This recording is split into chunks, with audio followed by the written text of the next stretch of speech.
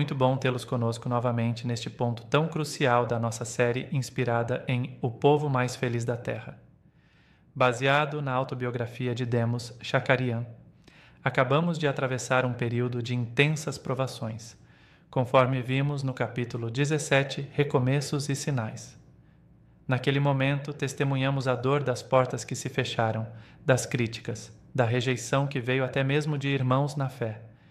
Demos e todo o movimento enfrentaram a adversidade com resiliência, escolhendo esperar em Deus. E o que aconteceu? Uma explosão de sinais. Novos líderes, mais maduros e sedentos pela presença divina, surgiram, e milagres inesperados se manifestaram em reuniões simples, confirmando que quando o homem trava as saídas, Deus abre passagens novas.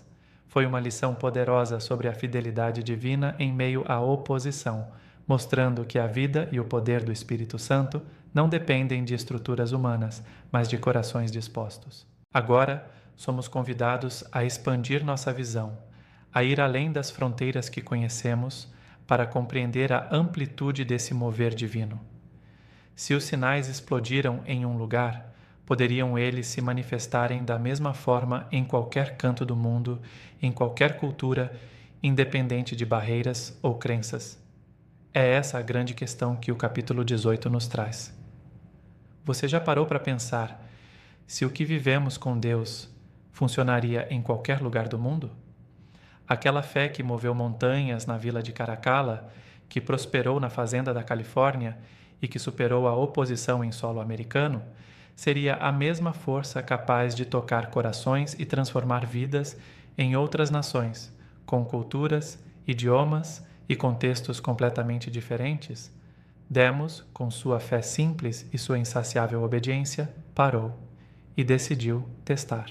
Ele foi para a África, para a Europa, para a Coreia, para a Argentina, Japão, México, Austrália. Para cada um desses lugares, Demos não levou um manual de como produzir um avivamento, mas sim o coração de um fazendeiro que tinha visto Deus operar milagres e que cria na universalidade do Espírito Santo. Ele carregava consigo a convicção de que o poder que havia experimentado não era local ou culturalmente restrito, mas uma força divina que transcende barreiras. E em cada canto, ele encontrou o mesmo Espírito.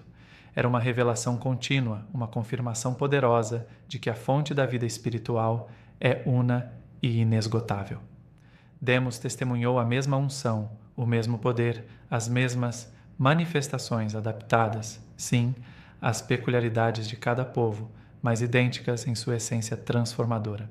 Na África, sem microfone, sem terno, sem a estrutura que muitos associam ao sucesso ministerial, Demos viu pessoas analfabetas, que nunca haviam tido acesso formal à teologia, sendo curadas de doenças terminais e batizadas no Espírito Santo. As cenas eram primitivas, em termos de recursos, mas divinas em poder. Em meio a aldeias remotas, sob um céu estrelado ou em tendas improvisadas, a presença de Deus era tão palpável quanto nas maiores catedrais. Histórias de libertação de vícios e de reconciliação de famílias destruídas eram contadas com lágrimas de alegria, mostrando que a mensagem do Evangelho pleno alcançava o mais profundo do ser humano, independente de sua escolaridade ou status social. O que se via ali era a fé genuína de um povo que, por vezes, vivia em condições extremas, mas que clamava por um Deus que se manifestava de forma real e imediata. Na Europa, em jantares formais com empresários frios, muitas vezes céticos e acostumados à lógica e à razão, Demos viu lágrimas escorrerem quando ouviam um simples testemunho. Homens e mulheres de negócios, que haviam construído impérios com base em estratégias e números, eram desarmados por histórias de como Deus havia transformado vidas, curado enfermidades incuráveis e restaurado relacionamentos. A frieza e o pragmatismo europeus davam lugar à emoção genuína diante de uma realidade espiritual que desafiava suas concepções. O ambiente de hotéis luxuosos e salões de conferência se tornava um santuário improvável, onde a presença não era convidada por grandeza, mas pela fome de algo mais profundo que o sucesso material podia oferecer. No Japão, executivos que nunca tinham ouvido falar de Jesus ou que o viam apenas como uma figura ocidental distante, choravam ao ouvir sobre o amor de um Deus pessoal. Em meio à disciplina e à cultura hierárquica, a simplicidade de um testemunho sobre perdão, graça e um relacionamento pessoal com o Criador quebrava barreiras de séculos. A racionalidade da cultura japonesa cedia espaço à comoção de um encontro com o sobrenatural, provando que o Espírito Santo não respeita fronteiras geográficas, barreiras linguísticas ou preconceitos culturais. Ele toca o coração humano onde quer que encontre abertura. Sabe o que isso mostra? Deus não tem fronteiras. Ele não está limitado por mapas políticos, por oceanos ou por montanhas. O Espírito Santo não tem sotaque. Sua voz é universal, capaz de ser compreendida por qualquer um que a eleve. Não importa o idioma que fale ou a tradição em que tenha sido criado. Milagres não respeitam mapa. Eles não são exclusivos de uma geografia abençoada ou de um povo eleito. Eles são a manifestação da soberania divina, que pode acontecer em qualquer lugar onde a fé é exercida. Qual é o maior milagre que você anseia ver em sua vida? Ou na vida de quem você ama, sabendo que milagres não respeitam mapa e que o Espírito Santo pode agir em qualquer lugar onde há abertura? Onde há fome, ele alimenta. Onde há sede, ele enche. Onde há espaço, ele entra. A condição para o agir de Deus não é a perfeição humana, mas a nossa sede, a nossa fome por algo que só Ele pode nos dar. É o convite mais simples e profundo, um coração aberto. Demos viu isso tantas vezes que escreveu algo que vale ouro, uma frase que se tornou um pilar para a compreensão do mover de Deus. A boa notícia é que o Espírito Santo age em todo lugar. A má notícia é que nem todo lugar o deixa agir. Essa verdade é um divisor de águas. A boa notícia nos enche de esperança. Não importa onde você esteja, sua fé pode acionar o poder de Deus. Não há lugar inalcançável para o Espírito. Seja na metrópole agitada, no campo isolado, no escritório de grandes negócios ou dentro do seu lar, a presença de Deus está disponível. Mas a má notícia é um alerta severo. Muitas vezes somos nós, com nossas limitações, preconceitos, métodos rígidos ou até mesmo nossa busca por controle, que impedimos o agir livre e soberano do Espírito.